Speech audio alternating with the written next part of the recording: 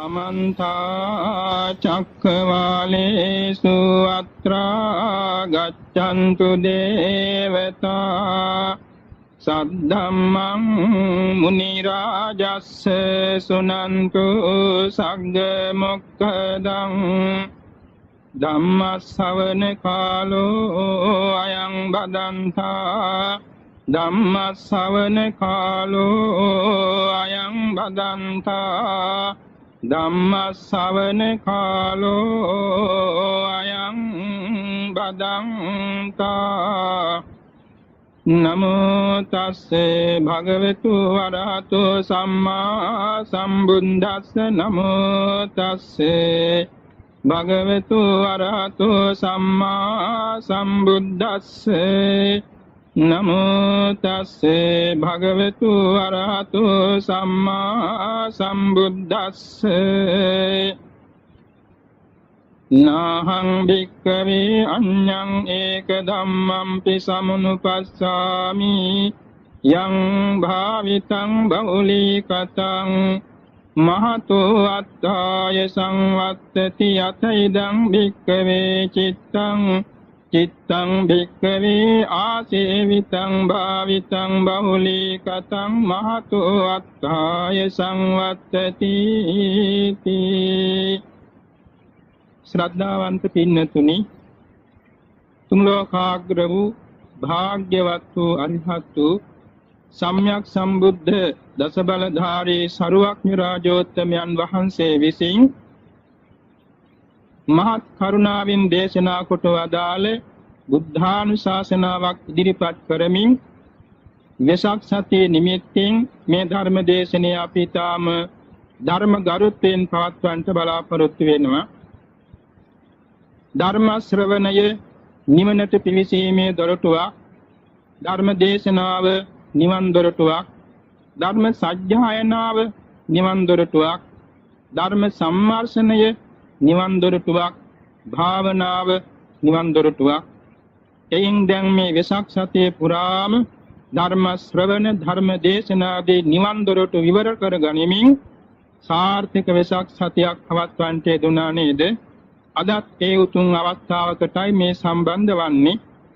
මාතෘකා කළ සූත්‍ර පාඨයේ අංගුත්තර නිකායේ ඒකක නිපාතයේ ඒක ධර්ම පාළියේ සඳහන් වෙන නිතර භාවිතා කළ යුතු සූත්‍ර පාඨයක්. නාහම් භික්ඛවේ අඤ්ඤං ඒක ධම්මංපි සමුනුපස්සාමි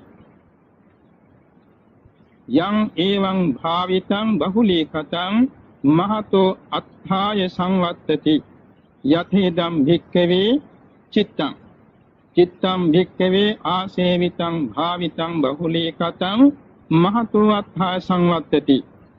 මහණෙනි, යම් ධර්මයක් ආසේවිත භාවිත බහුලීකృత කරන ලද්දේ නම් මහත් අර්ථයක් පිණිස පවත්නේද?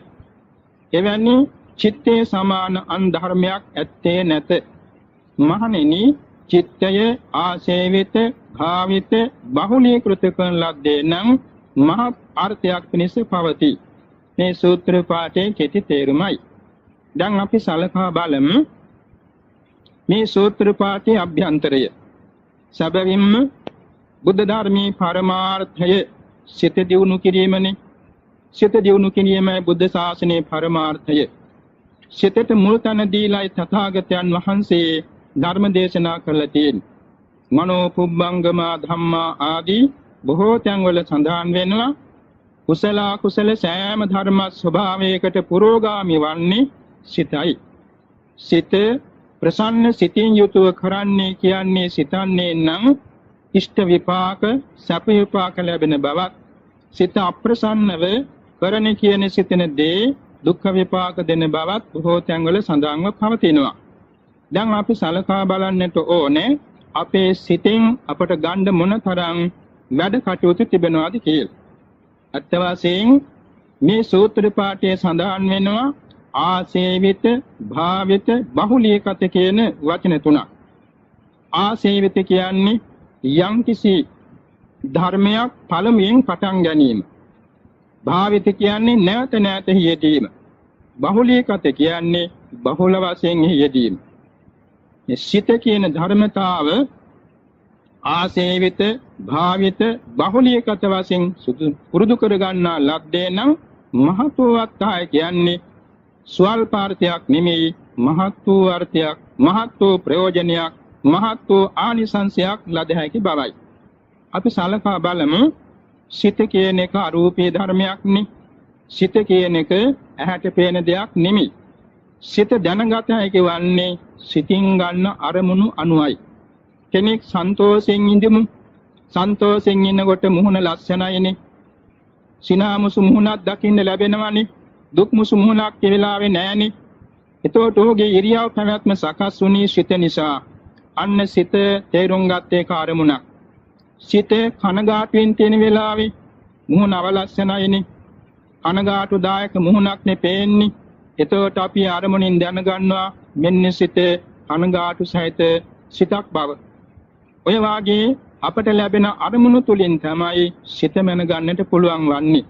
සරාග සිත, විතරාග සිත, සදෝෂ සිත, විතදෝෂ සිත, සමෝහ සිත, විතමෝහ සිත ආදී මහා සතිපට්ඨාන සූත්‍ර දේශනාවේ 16 ආකාරයකට සිතේ අවස්ථා තේරුම් ගන්න උපදෙස් දීලා තියෙනවානේ. මෙන්න මේක නිසා සිතින් ගන්න අරමුණු තුලින් සිත අපට මැනගන්න පුළුවන්. දැන් සමහර විට කෙනෙකුට යම් කෙනෙක් ස්තුති කරනවා, ප්‍රශංසා කරනවා, ගුණ කියනවා. ඒ වෙලාවේ ඔහුගේ සිත ඉපිලී යනවා නම්, ඔහුගේ සිත ආඩම්බර වෙනවා නම්, ඔහුගේ සිත බලවත් ප්‍රමෝදයටපත් වෙනවා නම් තේරුම් ගන්න පුළුවන් අන්න ආසාවක්, අන්න මාන්නයක් ඒ හිතේ පහළ වුණා කියලා.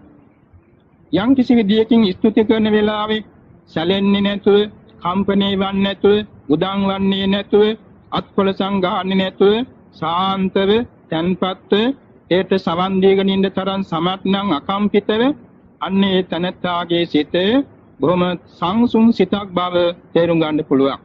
මෙන්න මේ අනුව සිතේ පැවතුම් අපි තේරුම් ගනිමු. එතකොට මේ සිත දියුණු කර ගැනීමට බුද්ධ ධර්මයේ තියෙන උපදේශ රාශියක්. එයින් ප්‍රධාන තැන ගන්නවා භාවනාව. භාවනාවේ තියෙන කොටස් දෙකක්, සමත භාවනාව සහ විපස්සනා භාවනාව නමින්. සමත කියන්නේ සංසිඳීමේ භාවනාව. විපස්සනා කියන්නේ පරමාර්ථයන් අවබෝධ කර ගැනීමේ භාවනාව. මේ භාවනාව කියන වචනේ බොහෝම ගරු කටයුතු වචනයක්. මේ ගරු කටයුතු වචනය අපි ආරක්ෂා කරගන්න වටිනවා. මණිකක් කියන මේ ද්‍රව්‍ය, මණික කියන එක රත්නයක් නේ. මේක දැලි දූවිලි වැදෙන තැනක තියුවොත් වරදක්. මේක හොඳ සුදුසු තැනක ගෞරවාන්විතව තබා ගත්තොත් මණික දීප්තිමත් දීර්ඝ කාලයක් පවතිනවනේ. ඒ වගේ තමයි භාවනාව කියන එක ගරු කටයුතු දෙයක්. දැන් බොහෝ සෙයින් මේ භාවනා කරනවා කියලා ප්‍රසිද්ධව කරන දේවල් තියෙනවා. එයින් සමහර විට භාවනා කියන වචනේ කාලේ හිටියන්නේ මාතික මාතා කියලා සදහවත් මව් කෙනානේ ශික්ෂාපදයක්ම මම භාවනා කරනවා කියලා කියන්නත් තහන. උත්තරී මනුෂ්‍ය ධර්ම ශික්ෂාපදේ තියෙනවානේ. අන්තමසෝ ශුඤ්ඤාගාරය අබිරමාමීති. මම විවේක තැනක ඉඳගෙන විවේකව හිත දියුණු කර ගන්නවා කියන්නවත් හැප නැහැ. ඒතරම් මේක ගරු කටයුතු දෙයක්. ඒකට කියන්න ඕනේ බොහෝ තැන්වල තියෙනවා සමන ධම්මං කරෝම, සමන ධම්මං කරෝමි, සමන ධම්මං කරොන්ති. මෙන්න හොඳ වචනයක්. මහානදම් පුරනවා, මහානදම් පුරමි, මහානදම් පුරනවා. මේ වාගේ වචනේ කැපයි. එතකොට එයින් මහානදම් පුරනවා කියන එක මොකක්ද කියන එක විමසුවොත් තමයි තේරුම් ගන්න පුළුවන්. අර බුද්ධ කාලේ හිටියන්නේ මාතික මාතා කියලා සදහවත් මව් කෙනෙක්. එතුමියගේ ගම ආශ්‍රිතව ආරණ්‍ය සේනාසනයක් පැවතුණා. ස්වාමීන් වහන්සේලා 69ක් වස්යසුවා. මේ ගමේ පින්ඩපාතේ යැපෙමින් භාවනා කළා. එක දවසක් මේ මාතික මාතාව තමන්ගේ පිරිසත් එක්ක ගියා ආරණ්‍යයට. ස්වාමීන් වහන්සේලා නැහැ. කැපකරුවෙක් හිටියා. gediye හැඬෙව්වාම තැන් වලින් රුක්සවන් වලින් එහින් මෙහින් ස්වාමීන් වහන්සේලා පැමිණ තම තමාට නියමිත ආසනවල වාඩි වුණා. මේ මාතාව ගෙන ගිය ගිලන් ප්‍රසාදයේ පිළිගන්නලා වැඳලා ඇහුවා, ස්වාමීන් වහන්සේ ආර්යයන් වහන්සේලා මොකද මේ තැන් වල ඉඳලා ආවේ? එක් තැනක දකින්නේ නැත්තේ. ඉතින් ස්වාමීන් වහන්සේලා කිව්වේ මෑණියනි අපි මේ මහානදම් පුරනවා. එතකොට මේ මෞතුමිය බුද්ධිමන්ත නිසා ඇහුවා, ස්වාමීනි මහානදම් පුරනවා කියන්නේ මොකක්ද? මෑණියනි අපේ මේ ශරීරයේ කේසා ලෝමා නඛා දන්තා තචෝ ආදී කොටස් 32ක් තියෙනවානේ. මේක පිළිකුල් වශයෙන් සහ ධාතු වශයෙන් සහ කසින වශයෙන් භාවනාවට නංගන. එතකොට මෞතුමිය අනේ ස්වාමීනි ඒක ස්වාමින් වහන්සේලාට විතරක් දෙකප ගිහි අපිට කැප නැද්ද? කැපයි කාටත් කරනවා නම් හොඳයි. අනේ ස්වාමීනි මට කියලා දෙන්න. ස්වාමින් වහන්සේලා කියලා දුන්නා මේ කරන හැටි. භාවනා කමටහන් කියලා දුන්නා. ඉතින් මෙතුමිය සසර පුරුදු කරපු කෙනෙක් නයි. එනිසා මෙතුමිය ගෙදර ගිහින් මේ ද්වත්පින් සාකාර භාවනා වැඩුවා. එතුමියට පිළිකුල් වශයෙන් ධ්‍යාන ලැබුණා, කසින වශයෙන් ධ්‍යාන ලැබුණා, ධාතු මනසිකාරයෙන් විපස්සනාට හැරුණා. එතුමියට පුළුවන් වුණා සෝවාන්, සකෘදාගාමි, අනාගාමි කියන මාර්ගඵල තුනක් අවබෝධ කරගන්න ලැබුණ අභිඥා බල සහිතව. ඒ කියන්නේ పూర్වේ නිවාස අභිඥාව ලැබුණා. දිව්‍යං චක්ෂුර විඥානය ලැබුණා. පරසිද්ධාන්නා චේතෝපරි අභිඥාව ලැබුණා. ඒ වගේම දිව කන් නුවණ දිව්‍ය ශ්‍රෝතස අභිඥා ලැබුණා. ඉරිදිවේද ලැබුණාද කියලා නෑ, ලැබෙන්න ඇති. එතකොට මේ නිසා මේ මෞතුමිය දැන් ස්වාමින් වහන්සේලාගේ සිත් බල බලා ස්වාමින් වහන්සේලාට ගැළපෙන අයුරින් සිව්පස්සේ ලැබෙන්න සැලසුවා. වැඩි කල ගියේ නෑ. මේ මෞතුමියගේ උපකාර නිසා ස්වාමින් වහන්සේලා 69ම සෞඛ්‍යනසා අරිහත්ත්වයටපත් වුණා. එයින් පැහැදිලි වෙනවා මේ භාවනාව කියන එක කොච්චර ගරුත්වයෙන් ආරක්ෂා කළාද කියලා වචනේ. මහානදම් කරනවා කිව්වා මිසක් අපි මේ භාවනා කරනවා කිව්වේ නෑනේ. අන්න ඒක නිසා ගරු කටයුතු වචනයක්. දැන් අපි සලකා බලමු මේ භාවනාවේ අවස්ථා දෙක. සමත භාවනා, විපස්සනා භාවනා. සමත භාවනාවේ තියෙනවා මාත්‍රිකා 40ක්. කසින නමින් භාවනා 10ක්, අසුභ භාවනා 10ක්, අනුසති භාවනා 10ක්, බ්‍රහ්ම විහාර භාවනා 4ක්, අරූප භාවනා 4ක්, ආහාරයේ ප්‍රතිකූල සංඥා භාවනා 1ක්, ධාතු මනසිකාර භාවනා 1ක්. සියල්ල 40යි. මේ 40න් කෙරෙනවා සිත සංසිඳ වීම. කුමක්ද මේ සිත සංසිඳ වීම කියන්නේ? අපේ සිත නිතරම අලු ගොඩකට ගලක් ගැසූ විටමින්, ජල තලයකට කැට කැබලිත්තක් කෝටු කැල්ලක් දැමූ විටමින්, ගහක් මුදුනක බැඳ කොඩියක් මෙන් නිතර සැලෙන ස්වභාවය, විසිරෙන ස්වභාවයයි තියෙන්නේ. ඒ මොකද මේ සිත නිතරම බලාපොරොත්තු වෙන සැප හොයන්නේ. අත්ෙන් අත්තට පැන පැන යන මේ රිලා වඳුරු වැනි සතුන් නිතරම රසමියුරු පළතුරු සොය සොයා, කොළදළු සොය සොයා පැන පැන යනවා. ඒ වගේ මේ මැස්සෝ නොයෙක් විදිහේ සුවඳ මල් සොය සොයා යාසර කරනවා. ඒ වගේම මේ සිතේ ස්වභාවය සැප හොයනවා. ඇත්ත වශයෙන් සිත බොහෝම වාසනාවන්ත එකක්. මේ සැප හොයන සිතට නියම සැපයක් නැති නිසා ඒතන විසිරි විසිරි පවතිනවා. ආවාදේ හරි කියලා තේරුම් ගන්න සිතට අරමුණක් නැති නිසා. එතකොට මෙන්න මේ නොසන්සුන්කම තුලින් අපේ සිත අඳුරු කරන ධර්මතා පහක් පහළ වෙනවා. ඒවාට කියනවා පංච නීවරණ කියලා. මොනවද? කාමච්ඡන්ද නීවරණ. මේ පස්කම් සැප ගැන සිතා සිටීම. ව්‍යාපාද නීවරණ. නොයෙක් අරමුණ ගැන නුරුස්සන ගති ප්‍රතිගසිත පහළ කර ගැනීම. තීන මිද්ද නීවරණේ. ඇලිමැනි අලස ගති හා මේ මන්දෝත්සාහී බව. උද්ධච්ච කුක්කුච්ච නීවරණ. සිතේ විසිරී යාම සහ පසුතැවිලි ගතිය. විචිකිච්ඡා නීවරණයේ සිතේ සැකය සංකාව. මේ ගති පහ මේකට කියනවා පංච නීවරණ. මේවා එකක් හරි තියෙනවා නම් සිතේ නෑ සාන්ති බවක්. සිතේ සංසුන් බවක් නෑ. සිත බොහෝම අකර්මණ්‍යයි, අඳුරුයි. මෙන්න මේ தত্ত্বය තියෙන නිසා තමයි සිතට සපක් නැත්තේ. එතකොට සමත භාවනාවෙන් කෙරෙන්නේ මෙන්න මේ පංච නීවරණ සිතින් යොමුයි පහ කිරීමයි, ඉවත් කිරීමයි, යටපත් කිරීමයි. එයින් ලැබෙන සංසිඳීමද කියනවා සමත කියලා. ඒක සම්මුති අරමුණකින් තමයි සිද්ධ වෙන්නේ. පරමාර්ථ අරමුණේ සමත කියන්නේ නෑ. සම්මුති අරමුණේ තමයි සමත වශයෙන් සංසිඳීමටපත් වෙන්නේ. දස කසන කියන්නේ සම්මුති අරමුණ. දස අසුභ කියන්නේ සම්මුති අරමුණ. බ්‍රහ්ම විහාර කියන්නේ සම්මුති අරමුණ. හැබැයි මේ අනුසති භාවනා තුළින් දෙකක් පමණක් සම්මුති අරමුණු තියෙන, අනිත් අටම පරමාර්ථ අරමුණු. ආහාරේ පටික්කුල සංඥා ධාතු මනසිකාර දෙක පරමාර්ථ අරමුණු. ඒ වගේම අරූප භාවනා හතරෙන් දෙකක් සම්මුති, දෙකක් පරමාර්ථ. පරමාර්ථ අරමුණු තියෙන ඔක්කොම 10යි. ඒ පරමාර්ථ අරමුණු වලින් කියන්නේ රූපාවචර ධානය වැඩෙන කර්මස්ථාන 40න් පරමාර්ථ අරමුණු 10ක් තියෙනවා. ඒවැ ධ්‍යාන බාට හිත වැඩෙන්නේ උපචාර සමාධි වශයෙන් නිවරණයටපත් වෙන සමාධි ලැබෙනවා. අනිත් 30ම ධ්‍යාන බාටපත් වෙනවා. ප්‍රථම ධ්‍යාන ලැබෙන භාවනා තියෙනවා. ප්‍රථම ධ්‍යානෙ පමණක් ලැබෙන භාවනා 11ක්. අසුභ භාවනා 10යි, පටික්කුල මනසිකාර භාවනා. පළවෙනි දෙවෙනි තුන්වෙනි ධ්‍යාන තුන බැගින් ලැබෙන භාවනා 3ක් තියෙනවා. මෙත්තා, කරුණා, මුදිතා. ආනාපාන සතියයි දසකසිනියයි කියන මේ 11න් පුළුවනි රූපාචර ධ්‍යාන සියල්ල උපදවන්න. උපේක්ඛා බ්‍රහ්ම විහරණින් රූපාචර 4 වෙනි ධ්‍යානෙ උපදවන්න පුළුවන්. අරූප සමාපත්තියකින් අරූප සමාපatti වශයෙන් චතුර්ථ ධ්‍යාන සම්ප්‍රයුක්ත සමාධිය. එතකොට මෙන්න මේ සමත භාවනා තුළින් පුදුමාකාර මානසික සංසිඳීමක් ලැබෙනවා. එපමණක් නෙමෙයි, මනසට විශාල ආලෝකයක් ලැබෙනවා. දැන් දස කසින වැඩිීමේදී කසින නිමිත්තකේන ආලෝකය පුදුමාකාරයි. මේ ආලෝකය තමන් ඉන්නවට විතරන්නේ මේ සක්වලට දසදහස් සක්වලට කෙල ලක්ෂයක් සක්වලට අනන්ත සක්වලට උඩ යට සරස විහිදුවන්න පුළුවන්. එසේ විහිදුවන්න පුළුවන් ආලෝක සම්භාරයක් මේ කසින භාවනා තුලින් ලැබෙනවා.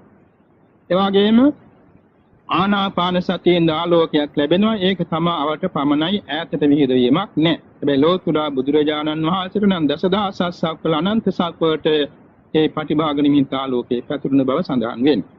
දැන් අපි සලකා බලමු මේ භාවනා තුළින් අපට මොනතරම් සැනසුමක් ලබා ගන්න පුළුවන්ද කියන්නේ. මේ ලෝකේ අපි බලාපොරොත්තු වෙන එකම දේ සැනසුමනි. වාඩි වෙන්න ඕනේ සැනසුමින්, නැගිටින්න ඕනේ සැනසුමින්, ආහාරකේ ගන්න ඕනේ සැනසුමින්, ඇවිදින්න ඕනේ සැනසුමින්, එවාගෙම කටයුතු කර්මාන්ත රාජකාරී කරන්න තියෙන්න ඕනේ සැනසුමින්. මේ සැනසුම නැති නිසා තමයි හැම විටම අසහනකාරීව බොහෝම නොසන්සුන් භවයෙන් කාලය ගෙවන්න සිද්ධ වෙන්නේ. මේ தත්ත්වය අපට යටපත් කරන්න ඇති එකම පිළිවෙත තමයි මිල මුල්දලකින් ගන්න නැති, ප්‍රවේණියෙන් නොලැබෙන, දස දිසාවේ කොතනකවත් සොයා ගන්න නැති තමාගේ සිත තුලින් උපදවා ගන්න පුළුවන් ශක්ති විශේෂය. මේක තමාගේ සිත තුල තමයි තියෙන්නේ. මේ සිත සංසුන් කරවා ගැනීම සඳහා නියම පිළිවෙත් මඟක් මේ භාවනා තුලින් ලැබෙනවා. තින්නතුන් අහලා තියෙනවා නේද? සාමාවතී රාජමහේසිකාව. උදේනී රට කොසඹෑ නුවර උදේන රජුගේ රාජමහේසිකාව සාමාවතී. මේ ඇතුළු 500ක් දෙනා බෞද්ධයන් වුණානේ.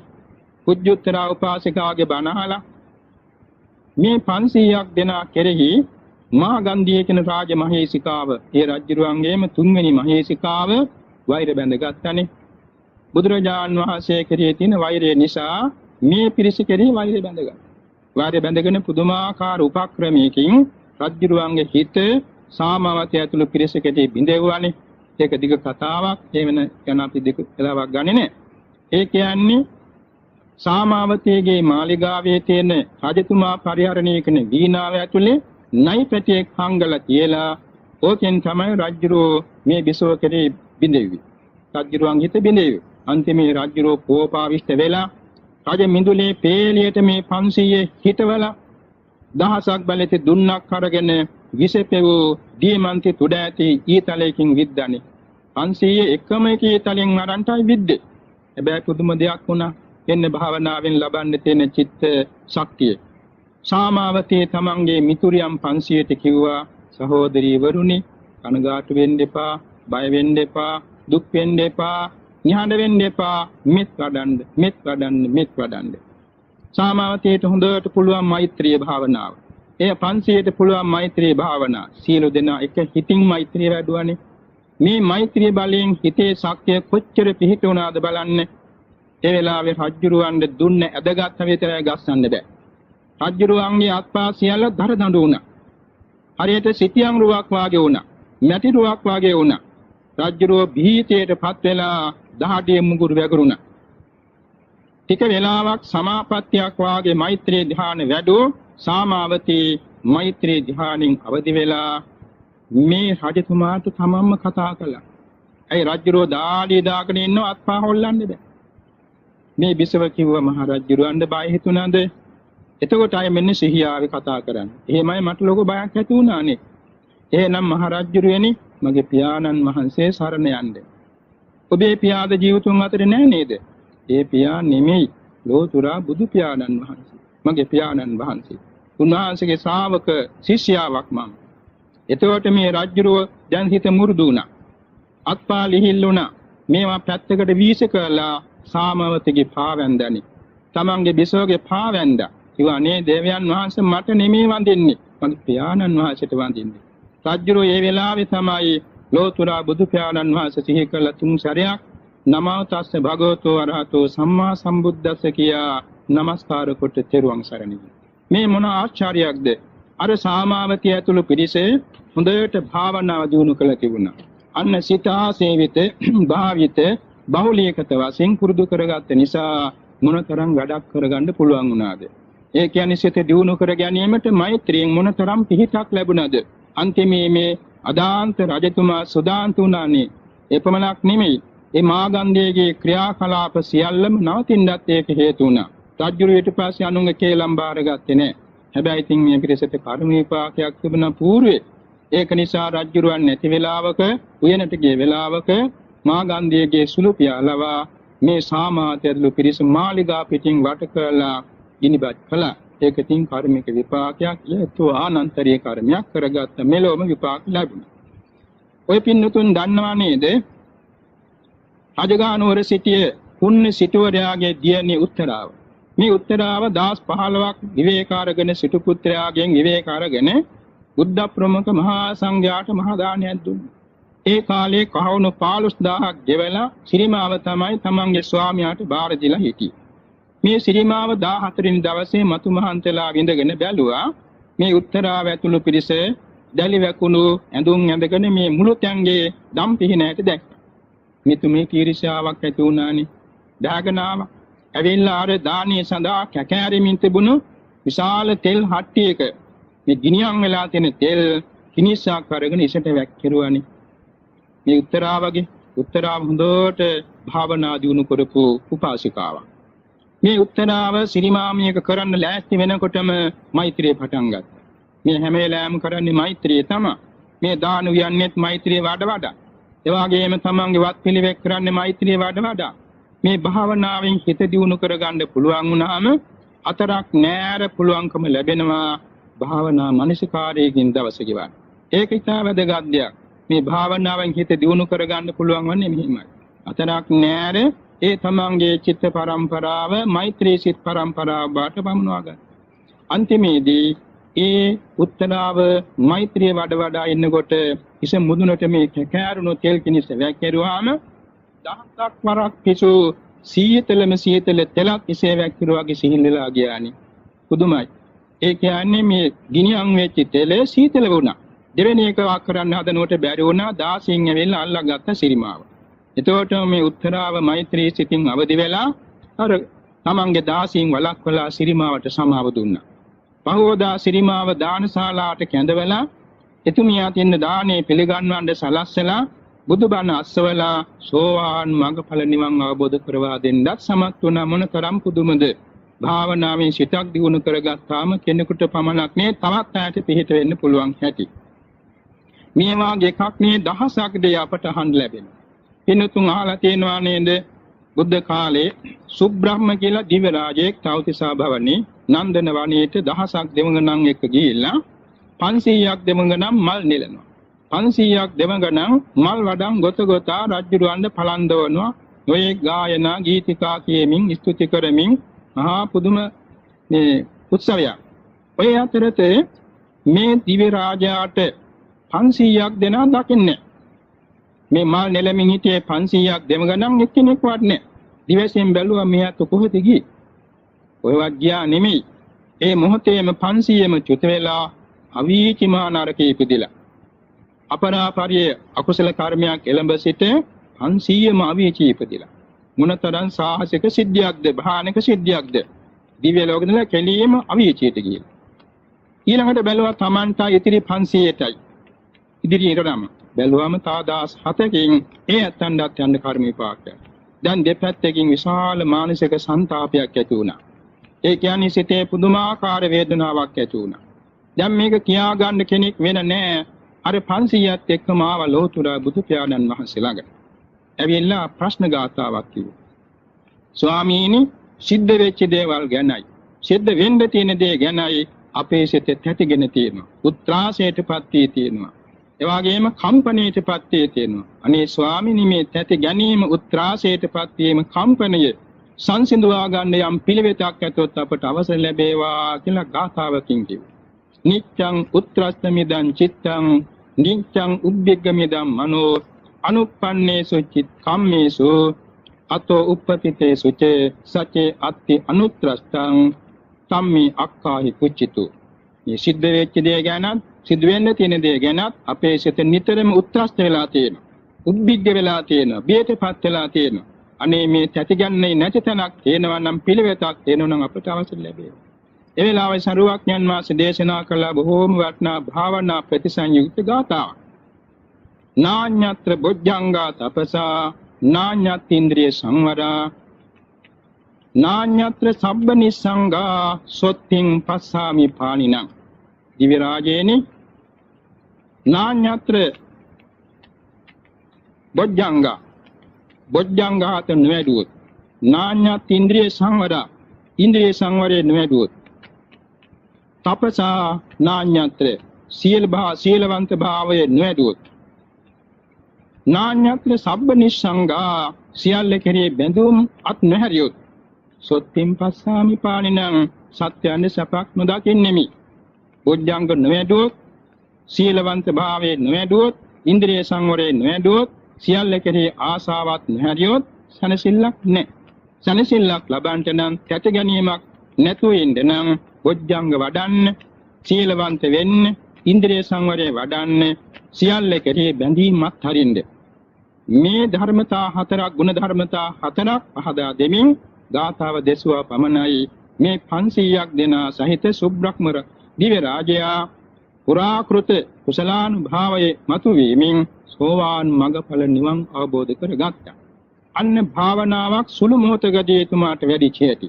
එනිසා භාවනාවේ සිට දියුණු කිරීම කියන එක අවුරුදු ගණන් නෙමෙයි. ඒක තත්පරයකින් විනාඩියකින් දියුණු කරගන්න පුළුවන්. මේ ගැන අපි සාවධාන වෙන්න ඕනේ. මේ සිත දියුණු කර ගැනීමේ පිළිවෙත් තා ගොඩාක් කාරණා තියෙනවා. අපි සලකා බලමු. දැන් අපේ සිත නිතරම සැප හොයනවා කියවනේ. ඒ කොයි විදිහේ සැපද? සැප જાති දෙකක් තියෙනවා. සාමිස සැපය, නිරාමිස සැපය. සාමිස සැපය තමයි ඉන්ද්‍රියම් පිනවීම ලැබෙන අප්තෘප්තිකර සැපය.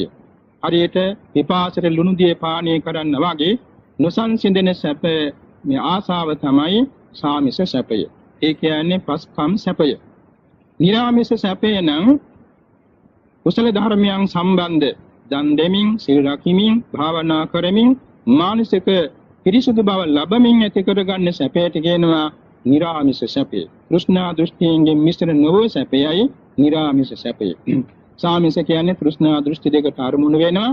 තෘෂ්ණා දෘෂ්ටි දෙකෙන් තොර වුණා වූ එයින් මිශ්‍ර නොවූ සැපයට කියනවා නිරාමිස සැපය. ඒ නිරාමිස සැපේ භාවනාවක් කරනකොට තමයි විශේෂයෙන් දැක ගන්න පුළුවන්. අර සඳහන් වෙනවානේ යතෝ යතෝ සම්මසති කන්දානං උදයබ්බයං ලබති පීති පාමොජ්ජං අමතන්තං විජානත. යම් යම් පමණකින් සංස්කාරයන්ගේ ඇතිවීම නැතිවීම දකින්නවනම් ඒ වෙලාවේ අමෘතය දකින්නා හා සමානව පුදුමාකාර සෝයක් මනසට ඇති වෙනවා කිය. ඒක ගැඹුරු තැනක්. නමුත් අපි සලකා බලන්නට ඕනේ අපේ සිත සහනශීලී සිතක්, සංසුන් සිතක් බාට පමුණවා ගන්න භාවනාවක් උපයෝගී කරගන්නේ කොහොමද කියලා. සතර කමඨාන් කියා භාවනා හතරක් තියෙනවානේ. බුදු ගුණ, මෛත්‍රිය, අසුභ, මරණ සති. මේ බුදු ගුණ වඩන්න අපේ සිත වැඩෙනවා. කුමක්ද වැඩෙන්නේ? ශ්‍රද්ධා ප්‍රඥා දෙක මුල් කොට ඇති බෝධිපාක්ෂ ධර්ම සම්භාරයක් වැඩෙනවා. බුදු ගුණ වඩන්න පුදුමාකාර මානසික සුවයක් ලැබෙනවා. ඒ වගේම සිහිනෙන් පවා බුදු ගුණ වඩන්නාට පුදුමාකාර දේවල්, සතුටුදායක සුබ දේවල් දකින්න ලැබෙනවා. ඊතරම් පුදුම දෙයක් මේ බුදු ගුණ. කිනුතුන් අහලා තියෙනවා ඊට පෙර ධර්ම දේශනාවකදී කියුණා අපේ පූජනීය ආරණ්‍ය වාසී ලොකු ස්වාමීන් වහන්සේ නමක් හිටියා. මේට අවුරුදු 60-70කට පෙර උන්වහන්සේ ආරණ්‍ය සේනාසනයක, බොහෝම පැරණි ආරණ්‍ය සේනාසනයක දින දවුලක් ඇති බොහෝම කලතුණා ප්‍රසාදනීය උපාසක මහත්මිය ඇවිල්ලා ඉස්සරහට වැන්දා. ඇහුවා ස්වාමීන් වහන්සේලා මුණ කිං කායගත සති භාවනාව, ආනාපාන සති භාවනාව, එවාගෙම මරණානුසති භාවනා, සතිපට්ඨාන භාවනා මේ වඩනවා. එතකොට මේ උපාසකතුමා කිව්වා ස්වාමින් වහන්සේ ජීවමාන බුදුරජාණන් වහන්සේ වැඩ ඉන්න කාලේ තමන්ගේ සුදුසු කර්මස්ථානයක් ඉල්ලාගෙන ඒකනේ වඩන්නේ. දැන් පිරිනිවන් පෑවට පස්සෙත් එහෙම කරන්නේ. පිරිනිවන් පෑවට පස්සේ බුදු ගුණ ජීවමානයිනේ. ඉතිපිසෝ ගාථාව 1021ක් ඇතුළත ලක්ෂ වාරයක් භාවනා කරනකොට බුදුරජාණන් වහන්සේ තමා ඉදිරියට වඩිනවා. ඒ වෙලාවේ ගෞරව සම්ප්‍රයුක්තව වැඳලා තමාට නියමිත කමඨහන් ලබා ගත යුතුයි. තමන්ගේ චරිතයට අදාළ කර්මස්ථානයට උඩ ලැබෙනවා. ඒ භාවනාවනේ වඩන්න ඕනේ ස්වාමින් වහන්සේ. එතකොට වරදින්නේ නැහනේ. එතකොට අතරමං වන්නේ නැහනේ කියලා මේ පින්වතා ප්‍රකාශ කළා. ස්වාමින් වහන්සේලා බොහෝම සතුටින් ඒක බාරගෙන පින්දපාත වැඩියා.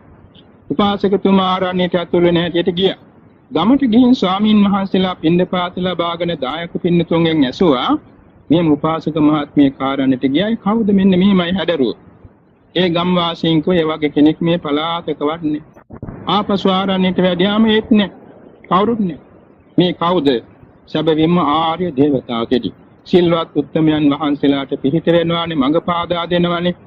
ඊට පස්සේ ස්වාමින් වහන්සේලා තවත් බොහෝ දිනාට කියලා මේ පිළිවෙත වැඩුවා. 100% සාර්ථකයි.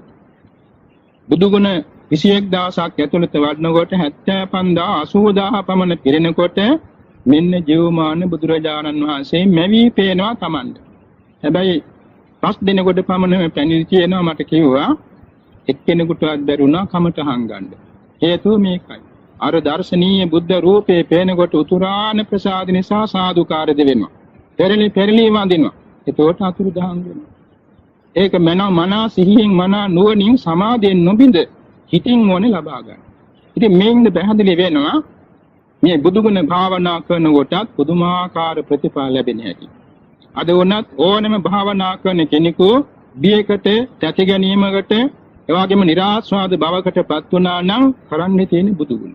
බුදුගුණ වඩනකොට ඒ හිතේ තියෙන ශ්‍රද්ධාව වැඩි වීම නිසා පුදුමාකාර සහනය, පුදුමාකාර අත්දැකීමක් ලැබෙනවා. භාවනා කමඨාන් නොනවත්වාම දිනු කරගන්න ශක්තිය ලැබෙනවා. ඉන්නතුන් දන්නවනේ දැන් අර මෙත්තානිසංස සූත්‍රයේ තියෙන 11 මහානිසංසයක්. සැපෙන් නිදා ගන්නවා. සැපෙන් අවදි වෙනවා. නපුරුසීන නොදකින්නවා. එවාගෙම මිනිස්යන්ට ප්‍රිය වෙනවා. අමනුෂ්‍යයන්ට ප්‍රිය වෙනවා. දෙවියෝ රැක ගන්නවා. වසවිස අවියාවද ගිනි විපත්ති වලකිනවා. මුහුණේ වර්ණේ පහපත් වෙනවා. හිත සමාධිමත් වෙනවා. හැම කටයුත්තක සිහියෙන් යුක්ත වෙන්න සමත් වෙනවා. මරණ අසන්න මොහොතේ පවා මනා සිහිනුවණින් යුක්ත වෙනවා. ආයු කෙලවර බඹලෝ උපදිනවා. මේ ඔක්කොම හිත දියුණු කිරීමෙන්නේ. මේවා මිල මුදල් වලින් ගන්න පුළුවන් දෙයක් නෙමෙයිනේ. අද කාලේ කොච්චරවත් නිින්දක් නැති අය ප්‍රතිකාර ගන්නවා. ඒ සියල්ලට වඩා සාර්ථක ප්‍රතිකාරයක් ලැබෙනවා මෛත්‍රිය. මෛත්‍රිය වැඩුවා නම් ඉතා සැපෙන් නිදා ගන්න පුළුවන්. දෙවියන් ඇවිල්ලා ආරක්ෂා කරන මව්පියන් වාගේ. අත්හදා බලන්නේ. ඕනෑම විපත්තිදායක අවස්ථාවකදී මෛත්‍රී භාවනා පුරුදු කරනකොට ඒ මොහොතේ මේ ඥානිසංස දකින්න පුළුවන්කම තියෙනවා. යම්කිසි විහාරස්ථානයකට ඇතුල් වෙන්න ඉස්සර වෙලා තමන්ගේ සිත මෛත්‍රියෙන් පුරවා ගන්න ඕනේ. මම වෛර නොවෙමි, තරහ නොවෙමි, නිදුක් නිරෝගී වෙමි, සුවපත් වෙමි. මාමින් මේ සේනාසනයේ මේ විහාරස්ථානයේ ඉද්දෙන් අහසේ ඉන්න දෙවි දේවතා මඬුල්ලේ වෛර නොවෙත්වා, තරහ නොවෙත්වා, නිදුක් නිරෝගී වෙත්වා, සුවපත් වෙත්වා. මේ විහාරස්ථාන වාසී පූජනීය ස්වාමින් වහන්සේලා වෛර නොවෙත්වා, තරහ නොවෙත්වා, නිදුක් නිරෝගී වෙත්වා, සුවපත් වෙත්වා. මේ විහාරස්ථාන වාසී කැපකරු පින්නතුන්, උපාසක පින්නතුන් වෛර නොවෙත්වා, තරහ නොවෙත්වා, නිදුක් නිරෝගී වෙත්වා, සුවපත් වෙත්වා. මේ විහාරස්ථාන වාසී සීල සත්‍යෝ, සීල ප්‍රාණීහු, සීල භූතයෝ, සීල පුජ්‍යලයෝ, සීල ආත්භාවයත්වෝ, සීල ස්ත්‍රීහු, සීල පුරුෂයෝ, සීල ආර්යෝ, සීල අනාර්යෝ, සීල දෙවියෝ, සීල මනුෂ්‍යෝ, සීල විනිපාතික සත්වයෝ වෛර නොවෙත්වා, තරහ නොවෙත්වා, නිදුක් නිරෝගී වෙත්වා, සුවපත් වෙත්වා, දුකින් මිදෙත්වා, නිවන් දකිත්වා. ඒ විහාරස්ථානයේ ඇතුල් වෙනකොටම තමන්ගේ සිත නිවාගෙන ඇතුල්ුනේ. ඉතින් ඒ වැඩ ඉන්න ගරු ස්වාමීන් වහන්සේලාගේ අනුකම්පාව ලැබෙනවා. ඉන්නේ කැපකරු පින්නතුන්ගේ කරුණාව සහයෝගය ලැබෙනවා. එන යන සදහැවතුන්ගේ අනුකම්පාව සහයෝගය ලැබෙනවා. ආරක්ෂක දෙවි දේවතා මණ්ඩලයේ ආරක්ෂා නිරතුරුව ලැබෙනවා. මේවා මිල මුදල් වලින් නෙමෙයි ලැබෙන්නේ. ඒ සම්පල් ලැබුණේ අර සතියක් වියදම් නොකර මිත්‍සිත පැතිරවීමෙන්නේ. එච්චර දිග වේලාවක් නැතත් නිදුක් නිරෝගී සුවපත් වේවා කියන වචන මාත්‍රය හරි සිහි කිරීමෙන් ඒ ආනිසංස ලැබෙනවා. යම් කිසි රාජකාරී කරන මධ්‍යස්ථානයකට ආයතනයට ඇතුල් වෙන්න ඉස්සර ඒ ස්ථානයේ ඉද්දෙන් ඉන්න අහසේ දෙවියන්ට, ඒ ස්ථානයේ භාර ප්‍රධාන නිලධාරීන්ට, සේවක සේවිකා දීන්ට එන යන සැමටත් අර වාගේ කෙටියෙන් හරි මෙත්සිත පවත්වලා ඇතුල් වෙනකොට ඒ තමන් වෙන රාජකාරිය නිරුපද්‍රවතුව සිද්ධ කරගන්න පුළුවන්. ඒක අපේ බුදුරජාණන් වහන්සේ ආදර්ශයෙන් දීවදාල උපදේශයක්. බුදුරජාණන් වහන්සේ ධර්ම දේශනාවක් කරනවා නම් දේශනා පටන් ගන්න ඉස්සර ශ්‍රාවක පිරිස සියලු දෙනාට අසීමිත මෛත්‍රිය වඩලා තමයි දේශනා පටන් ගන්න. ඒක භික්ෂුන් වහන්සේලාටත් සියලු දේශකයන් වහන්සේලාටත් අදිෂ්ඨාන කොටගෙනම පැවැත්වූ උපදේශයක් හැටියට දේශනා කළා තියෙන අන්ධක වින්ද සූත්‍රය. එතකොට මෙන්න මේක නිසා මෛත්‍රී භාවනාව, බුදුගුණ භාවනාව වැනි භාවනා ක්‍රම අත්හදා තබා ගැනීමෙන් ඒ වෙලාවට පුදුමාකාර අනුසස් ලබා ගන්න පුළුවන්. දැන් සමහර විට තමන් බලාපොරොත්තු වෙනට වඩා ප්‍රතිඵල නෙලා ගන්න පුළුවන් මේ භාවනාවෙන් සිත දියුණු කර ගැනීම නිසා. එනිසා බෞද්ධයන් වශයෙන්, බෞද්ධයන් පමණක් නෙවෙයි අබෞද්ධයන් වශයෙන්ුත් භාවනා ක්‍රම ගැන වඩා උනන්දුවක් ඇති වුණොත් අපට මිල මුදල් වලින් කළ නොහැකි පුදුමාකාර ප්‍රයෝජනයක් ලබා ගන්න පුළුවන්. ඒක නිසා මේ භාවනා සම්බන්ධ වැඩිපුර කරුණු අපි ඉගෙන ගන්නට ඕනේ. දැන් අපි සලකා බලමු ආනාපාන සතිය කෙටියෙන්. ආනාපාන සතිය වැඩිම පුදුමාකාර අනුසස් ගැනද සිත දියුණු කර ගැනීමට ප්‍රයෝගී වෙන බොහොම සරල භාවනාවක්. සමහර විට අධ්‍යාපනයේ ලබන ශිශු දරුවෝ මේ සම්බන්ධව යෙදෙනවා නම් පුදුමාකාර ප්‍රතිඵල නෙලා ගන්න පුළුවන්. ඒ කියන්නේ පාඩමට පළමුවෙන් වේලාසනින් අවදි වෙලා අඩු ගාන විනාඩි 10ක් තරම් කෙටි වේලාවක් ආස්වාස ප්‍රාස්වාස අරමුණේ සිහිය පිහිටුවා ගන්න. ඒ සිද්ධ වෙන්නේ විසිරෙන සිත එක්කාසු කරන්න පුරු වීමයි. විසිරෙන සිත එක්කාසු වීම නිසා කරන පාඩම ධාරණය වෙනවා. කරන පාඩමේ අර්ථය පැහැදිලිව වැටහෙනවා. ඉතින් මොනතරම් වටිනා දෙයක්ද? යම් කිසි වෙලාවක පන්තියක පාඩම් කරන වෙලාව, නැත්නම් ලිපියක් ලියන වෙලාව, රචනාවක් කරන වෙලාව, ගණනක් හදන වෙලාව, මොනවා හරි දෙයක් කරන්න පටන් ගන්නකොට විනාඩි භාගයක් හරි ආස්වාස ප්‍රාස්වාස අරමුණේ සිහිය පිහිටුවාගෙන පටන් ගන්නවා නම් ඒ කාරණේ බොහෝම සාර්ථකව, සංසුන්ව, එවාගෙම निराකූලව නිවැරදිව කරන්න පුළුවන්. නිදා ගැනීමත් එහෙම. නිදා ගන්න ඉස්සර ආස්වාස ප්‍රාස්වාස අරමුණේ විනාඩියක් දෙකක් තැම්පත් කරගෙන සිට ඉදාගත්තනම් මුළු නිින්දම සැපදායක නිින්දක් බාටපත් වෙනවා. මේ සිත සංවර කර ගැනීම. මේ වාගේම යම් කිසි කෙනෙක් තමාට දෝෂාරෝපණය කරනවා. මේ දෝෂාරෝපණය කරන වෙලාවේ තමන්ගේ සිත සංසුන් කරගන්න ආනාපාන සතිය වැදගත් වෙනවා. ආනාපාන සතියට සිහිය පිහිටුවා ගත්තම අර දෝෂාරෝපණ ඇහෙන්නේ නැහැ. පින්තුන් අහලා ඇතිනේ අර දීඝභානක අබේ කියන මහා ස්වාමීන් වහන්සේ ආර්ය වංශ දේශනාවක් පැවැත්වුවා තිස්ස මහා රාමී. ඒ කාලේ අද වගේ නෙමෙයි. භික්ෂු භික්ෂුණී උපාසක උපාසිකාවෝ දහස් ගණන් ලක්ෂ ගණන් එකතු වෙනවා බණ අහන්න. මොකද මේ ආර්ය වංශ දේශනා කලාතුරකින් අහන්න ලැබෙන්නේ මුළු රාත්‍රියම අතරක් නැර පැවැත්වෙන දේශනාවක්. ඉතින් එදා අවිත් හිටියා මහේශාක්‍ය සංඝේස්තර ස්වාමීන් වහන්සේලා පා බණ අහන්න. විශාල සංඝ පිරිසක් හිටියා බණ අහන්න. උදේ පාන්දර ධර්ම දේශනාව නිමවා පිටත් වුණා දීඝභානක අබේ ස්වාමීන් වහන්සේ. ඊට මුලින් ඉස්සරහින් යනවා වැඩිහිටි හාමුදුරු නම. අද යොදුනක් මානේ මේ දේශකයන් වහන්සේට බැන බැන ගියානේ. අද යොදුනක් මාසේ බැන බැන ගියා. මේ ඉස්සරහින් යන්නේ. ඊළඟටම තමයි අබේ ස්වාමීන් වහන්සේ වඩින්නේ. ඉතින් අනේ යොදුනක් කියන්නේ ගව් දෙකක්නේ. ගව් දෙකක් අද කාලේ හැටියට 70ක්ම 5ක් තරම් දුර. පාගමනින්. ඉතින් මෙහෙමකින් දෙමන් සංදියකින් දෙපැත්තට වඩින්න තියෙනවා. දේශකයන් වහන්සේක පැත්තකට වඩිනවා. අර බණිමින් ගිය ලොකු ස්වාමීන් වහන්සේක පැත්තකට වඩිනවා. මේ වඩින්න පළමුවෙන් හැරෙන්න පළමුවෙන් මේ ධර්ම කතික දීඝභානක අබේ ස්වාමීන් වහන්සේ අර බණ ගිය ස්වාමීන් වහන්සේට බොහෝම ගෞරවයෙන් පාල්ලා වැඳන්නේ. වැඳලා කිව්වා ස්වාමීනි මම මේ පැත්තටයි වඩින්නේ. මේක දැක්කම මේ දීඝභානක ස්වාමීන් වහන්සේගේ ශිෂ්‍ය භික්ෂුන් වහන්සේලා විහාරස්ථානියට වැඩියාට පස්සේ වැඳලා ආවා ස්වාමීනි මේ අඩෝදුනක් මානේ බැන බැන ආපු අර ලොකු ස්වාමීන් වහන්සේ කොහොමද ස්වාමීනි පා අල්ලලා වැඳේ? එතකොට මේ ධර්ම කතික ස්වාමීන් වහන්සේ උත්තර දුන්නේ "ඇවැත්නි මට ඇහුනේ නෑනේ. මගේ පියවරකින්වත් කමඨාට මිදුනේ නෑනේ. ඒ නිසානේ මට මරුණ නැති නිසා මම වැන්දා." ඉතින් මොනතරම් පුදුමද භාවනාවකින් හිත පුරුදු කරගත්තාම මොනතරම් සැනසුමක්ද අර හාමුදුරන්ගෙත කොච්චර නිමෙන්නේ නැද්ද? උනාසේ බැන බැන ආවයන්ගේ සීරිෂාවකින්නේ අන්තිමේදී හිත නිවිලා හිතේ සංසුම් බවකින්නේ තමන්ගේ විහාරස්ථානෙට වඩින්න ඇත්තේ. මේ දේශක ස්වාමීන් වහන්සේට බිනක්වත් හානි නොනේ අර භාවනාවෙන් හිත පුරුදු කරගත්ත නිසානේ. අපේ ලංකාවේ තියා මහා සංඝරක්කිත කියලා සම්භාවනීය ස්වාමීන් වහන්සේ නමක්. ඒ ස්වාමීන් වහන්සේ අවුරුදු 60ක් උපසම්පදාවෙන් තොට වයස 80ක් 90ක් වෙන්න පුළුවන්. අපවත් වෙන්න ඕනේ මෙන්න වෙලාවේ උපස්ථායකයන් වහන්සේ ඇහුවා ස්වාමීනි අරිහත්ත්වයට පත්ුනේ කවදද ස්වාමීනි? මරණාසන්න මොහොතේ අහන්න කැපයිනේ කියන්නත් පුළුවන්.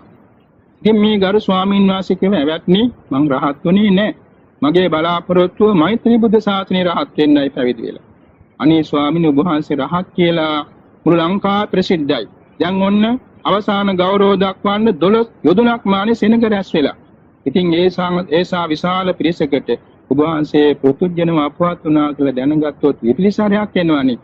එහෙනම් එවත්නි මගේ ඇඟ ටිකක් කෙලින් කරලා හාන්සි කරලා ඔය අත් එළියට වඩින්න මට විවේක දෙන්න ටික වෙලාවක්. ඒ විදිහට කළා. තත්පර ගානයි ගත උනේ. මේ උත්තමයන් වහන්සේ රහත් වුණා. අසුරසනක් ගහලා කැඳේ ඇතුළට උපස්ථායකයන් වහන්සේ කිව්වා දැන් මං රහත් වුණා. අනේ ස්වාමිනී මේ නැගිට ගන්නත් බැරි වෙලාවේ රහත් වුණා කියන එක මහා දුෂ්කර සිද්ධියක් නේද? කාර්යයක් නේද? නෑ එවත්නි ඒක නෙමෙයි. මං උපසම්පදා වුණේ මීට අවුරුදු 60කට ඉස්සෙල්ලානේ. උපසම්පදා මාලකේ පටන් අද වෙනතුරු මගේ පියවරකින්වත් භාවනා කමඨාන බිඳුනේ නෑ. ඒකයි ආශ්චර්ය දුෂ්කර දේ. මේ විදිහට කියලා උන්වහන්සේ සංඝ පිරිසට අනුශාසනා කරලා අරිහත්යෙන් සමසීසී වෙලා පිරිනිවන් පෑවා. උන්වහන්සේගේ ශිෂ්‍ය භාගනීය සංඝරක්කිත ස්වාමින් වහන්සේ උපසම්පදාවෙන් 55 වෙනි වසරේදී ඔය වගේම අවසාන මොහොතේ රහත් වුණා. ඉතින් මේ தත්ත්වය කොහොමද සිද්ධ වුනේ? භාවනා පුරුදු කර ගැනීමෙන්නේ. මේ වගේ එකක් දෙකක් නෙමෙයි අපට අහන්න දකින්න කියවන්න ලැබිලා තියෙනවා 100,000 ගණන් කරුණු භාවනාවෙන් මෙලොව වශයෙන්ම ලබා ගත හැකි අනුසස් රාශියක්.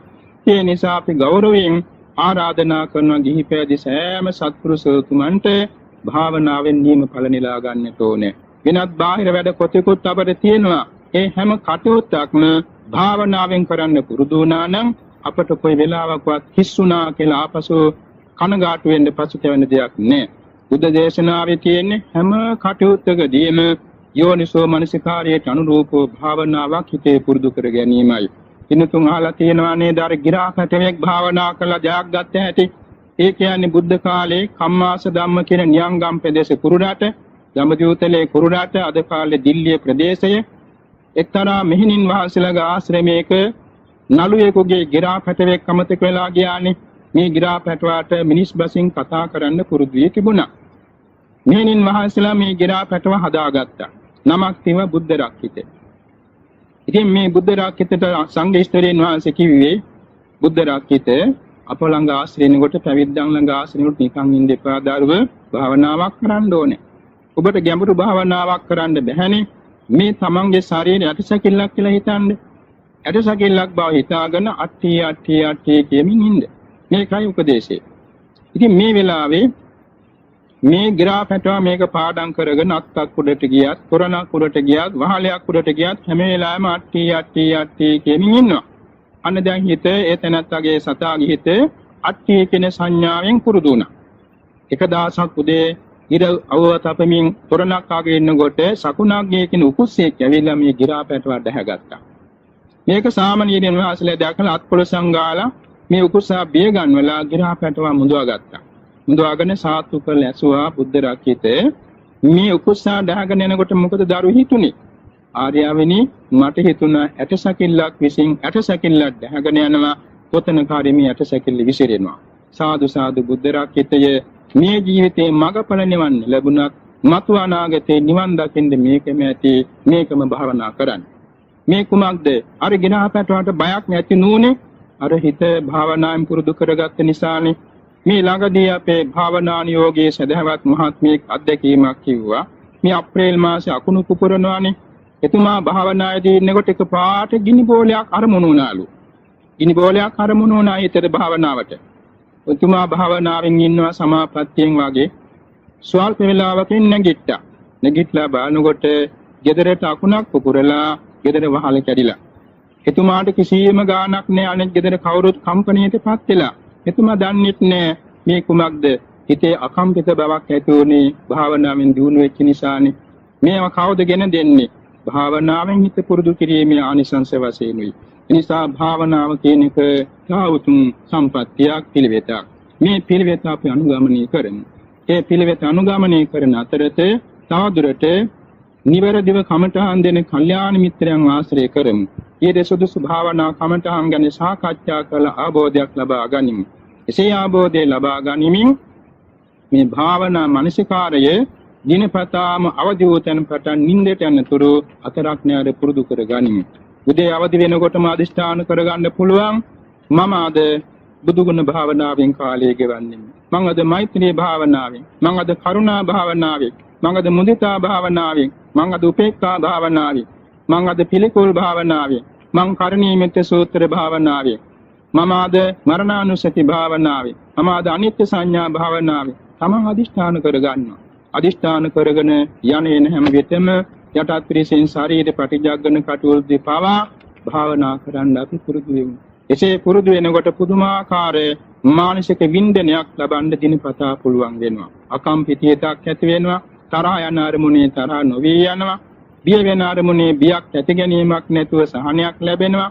ආසාවල් ඇති වෙන රාග සහිත සිටිවිලි ඇති වෙන අරමුණේ හිත විතරාගිව පවත්වා ගන්න පුළුවන් වෙනවා. ශෝක වෙන අරමුණේ ශෝක නොවී ඉන්න පුළුවන් වෙනවා. ඔය වාගේ අනේකානිසංස එදිනෙදා වින්දනය කරමින් ජීවිත සම්පත්තිය ලබා ගන්න පුළුවන් වෙනවා. ඒ වගේම ඒ සම්පත්තිය තවත් හැට මඟ පාදා දෙමින් උපකාර වීම බුදුසසුනේ චිරස්ථිතිය පිණිස පවතිනවා. බුදුරජාණන් වහන්සේ දේශනා කළ මහා පරිනිබ්බාන සූත්‍රයේ ඉමේච සුබද්ද භික්ඛු සම්මා විහෙරෙය්‍යං අසුඤ්ඤෝ ලෝකේ අරහන්තේ යස්සේ සුබද්දේ මගේ ශාසනයේ භික්ෂු භික්ෂුණී උපාසක උපාසිකාවෝ සම්මා විහෙරණින් වෙසෙත්නම් ලොව රහතුන්ගෙන් හිස් වෙන්නේ නැහැ කිව්වේ. තමන් සීලයක් රකින්නවා නම් තවත් අයට සීලවන්ත වෙන්න උපකාර වෙනවා. තමන් සමත භාවනාවක් කරනවා නම් තවත් අයට සමත භාවනා කරන්න උපකාර වෙනවා. උපදෙස් දෙනවා, ධෛර්ය දෙනවා. තමන් විපස්සනා වඩනවා නම් තවත් අයට විපස්සනා වඩන්න උපකාර වෙනවා. තමන් ධ්‍යානයක් ලබාගෙන තියෙනවා නම් තමන් ලබාගත් බව නොකිය අන්‍යයට ධ්‍යාන ලැබෙන්න උපකාර වෙනවා. තමන් අභිඥාවක් ලබා ගත්තා නම් අන්‍යයටත් අභිඥා ලබා ගන්න උපකාර වෙනවා. මේ විදිහට තමන් ලබා ගන්න උතුම් ධාර්මික නිරාමිස ධර්ම සැපය තවත් අයට බෙදා දෙමින් බුදුසසුනේ චිරස්ථිතිය සලසාලන්න පුළුවන්. මෙන්න මේක නිසා මේන් ලැබෙන මානසික සුවේ තමන්ට දෙවියන් සහිත සමස්ත ලෝකයාට හිතසුව පිණිස බෙදා දෙන්න පුළුවන් උතුම් රසවත් දෙයක් වෙනවා. නිසා මේ භාවනා මාර්ග අපි අනුගමනය කරන්නට ඕනේ. සෑමදාම අපි භාවනා ගැන කතා කරනවා. භාවනා ප්‍රතිඵල ලබා ගන්නැත්තෝ බොහොම ඉන්නවා. තවත් ලංකා දීපේ භාවනා මානසිකාරයෙන් ප්‍රතිඵල ලබා ගන්න වාසනාවන්තව වැඩි වැඩියෙන් පහළ වෙත්වා කියලා අපි ප්‍රාර්ථනා කරනවා. ශ්‍රී ලංකාවට වඩා ථේරවාද බෞද්ධ රටවල් වශයෙන් බුරුම රට, තායි රට වැනි රටවල බොහෝම භාවනා දියුණු කරගත්ත ගිහි පැවිදි බෞද්ධයෝ ඉන්නවා. අපේ ලංකාවේ ඉස්සර ඇඟිල්ලක් දෙක්කල කියන්න බැරි තරම් ආර්යයන් වහන්සේලා අධිගමලාභීන් වහන්සේලා හිටියා. ඉදිරි අනාගතෙත් එසේම ලැබේවා කියලා අපි ප්‍රාර්ථනා කරන අතරතේ මේ අතුතුම් වෙසක් පුන් පොහෝ දෙහි නිමිත්තෙන් හෝ වෙසක් සතියේ නිමිත්තෙන් පැවැත්වෙන මේ උතුම් ධර්ම දේශනා තුළින් අපි මේ වර්ෂයේ පුරා භාවනා මානසිකාරයෙන් රටේ තියෙන අසහනකාරී තත්ත්වයන්ද සංසිඳවාගෙන ලොවට සැනසුමත් උදාපත් කරගනිමින් ආධ්‍යාත්මික సంతානයේ අභිවෘද්ධිය සඳහා භාවනා කර ගැනීමට අදිෂ්ඨාන කරගනිමු. මේ භාවනා තුළින් මඟඵල නිවන් සුව සාක්ෂාත් කරගත් බුදුපසේ බුදුමහරහතන් වහන්සේලාට සිතින් කයින් වචනෙන් සමකල්ලි අපේ ගෞරවාචාර උත්තමාංග නමස්කාරේ වේවා. අපටත් අපේ ජීවිත කාලය තුලදී අප්‍රමාදව සමථ විපස්සනා භාවනා මාර්ගයේ අභිවෘද්ධියට ගමනට දියුණු කරගෙන මෙලොව වශයෙන් කායික මානසික සැනසෙල්ල විඳින්මින් සාම්ප්‍රදායික වශයෙන් ස්වර්ග සම්පත්තියට සුදුසුම් බාටපත් වෙමින් අතරක් නැර සත්‍තිස් බෝධිපාක්ෂික ධර්මයන් වඩමින් දෙලව ජයගෙන කෙලවර බුදුපසේ බුදුමහා රහතුන් වහන්සේ නිවී සැනසී වදාළ අජරාමර ශාන්ත ලෝකෝත්තරාමා මහ නිවන් සුව සාක්ෂාත් කර ගැනීම පිණිස හේතු වේවා වාසනාව වේවා කියා ප්‍රාර්ථනා පිහිටුවා ගනිමු.